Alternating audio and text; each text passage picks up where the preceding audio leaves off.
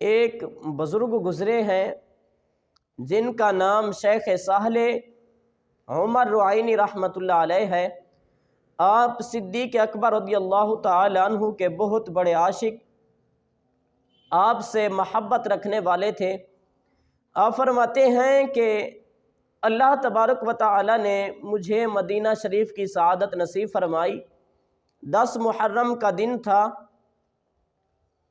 کہ مدینہ شریف کے قریب ہی کچھ لوگ جمع تھے، آپس میں بیٹھے باتیں کر رہے تھے۔ شیخ صالح کہتے ہیں میں ان کے پاس چلا گیا تو میں نے کہا کہ صدیق اکبر رضی اللہ تعالی عنہ کی محبت میں مجھے کھانا تو کھلائیے۔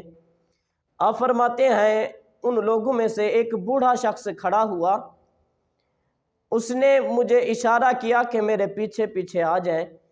شیخ صالح کہتے ہیں میں اس شخص کے پیچھے چل پڑا، وہ اپنے گھر کے اندر داخل ہوا، مجھے بھی اندر بلا لیا۔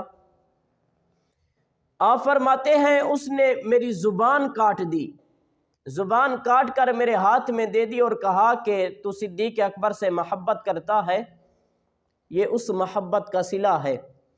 آپ فرماتے ہیں وہ زبان میں نے ہاتھ میں لی اور امام الانبیاء صلی اللہ تعالی علیہ وآلہ وسلم کی خدمت میں سلام عرض کرنے کے لیے حاضر ہوا۔ آپ کی بارگاہ میں سلام عرض کیا، پھر شیخین کریمین کی بارگاہ میں سلام عرض کیا۔ شیخین کریمین حضرت ابوبکر صدیق اور حضرت عمر فاروق رضی اللہ تعالی عنہما کو کہا جاتا ہے۔ تو آپ فرماتے ہیں زبان کاٹنے کی وجہ سے میں غمگین تھا، پریشان تھا۔ فرماتے ہیں روضہ شریف کے سامنے، جالیوں کے سامنے میں بیٹھ گیا اور میری آنکھ لگ گئی۔ آپ فرماتے ہیں سر کی آنکھیں بند ہوئیں، اندر کی آنکھیں کھل گئیں کہ خواب کی حالت میں امام الانبیاء صلی اللہ تعالی علیہ وآلہ وسلم میرے خواب میں تشریف لائے۔ صدیق اکبر بھی ساتھ تھے۔ امام الانبیاء نے فرمایا صدیق اکبر آپ کی محبت کی وجہ سے ان کی زبان کاٹی گئی ہے، ان کی زبان جوڑ دو۔ شیخ صالح کہتے ہیں صدیق اکبر رضی اللہ تعالی عنہ نے میرے ہاتھ سے زبان اٹھائی اور منہ کے اندر لگا دی۔ آپ فرماتے ہیں جب میں بیدار ہوا، میں جاگا تو آپ فرماتے ہیں میری زبان ٹھیک تھی، لگی ہوئی تھی۔ شیخ صالح کہتے ہیں میں نے یہ واقعہ کسی کو بیان نہ کیا، گھر واپس آ گیا۔ فرماتے ہیں اللہ تبارک و تعالی نے اگلے سال پھر مجھے مدینہ شریف کی حاضری نصیب فرمائی۔ آپ فرماتے ہیں میں جب وہاں گیا تو وہی منظر تھا، مدینہ شریف کے قریب کچھ لوگ جمع تھے، آپس میں بیٹھے باتیں کر رہے تھے۔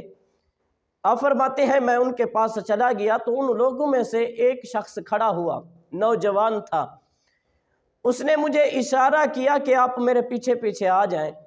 آپ فرماتے ہیں میں اس شخص کے پیچھے چل پڑا تو اسی گھر کے اندر مجھے دوبارہ لے آیا اور اس نے میری عزت افزائی کی، میری عزت کی، مجھے کھلایا پلایا۔ آپ فرماتے ہیں بڑا حیران تھا کہ پچھلے سال میری اسی گھر کے اندر زبان کاٹ دی گئی اور آج اسی گھر کے اندر میری عزت کی جا رہی ہے۔ تو کہتے ہیں جب میں حیران ہوا تو اس نوجوان نے مجھ سے پوچھ لیا کہ آپ اتنا حیران کیوں ہیں؟ آپ نے فرمایا کہ میں نے ساری بات اسے بتا دی۔ تو وہ نوجوان آپ کے قدموں میں گر گیا۔ آپ فرماتے ہیں اس نے مجھ سے معافی مانگی، کہا کہ پچھلے سال جب آپ ہمارے اس گھر میں آئے آپ تو چلے گئے، رات کو جب ہم سوئے تو ایک زوردار چیخنے کی آواز سنی۔ تو اس نوجوان نے کہا جب ہم نے وہاں جا کر دیکھا تو ہمارا باپ بندر بن چکا تھا۔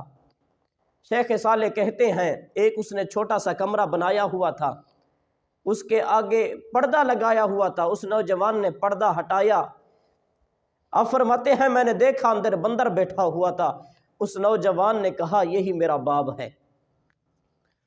اندازہ لگائیں، محبت بھی دیکھیں، جس نے محبت کی صدیق اکبر اور امام الانبیاء صلی اللہ علیہ وآلہ وسلم خواب میں تشریف لائے۔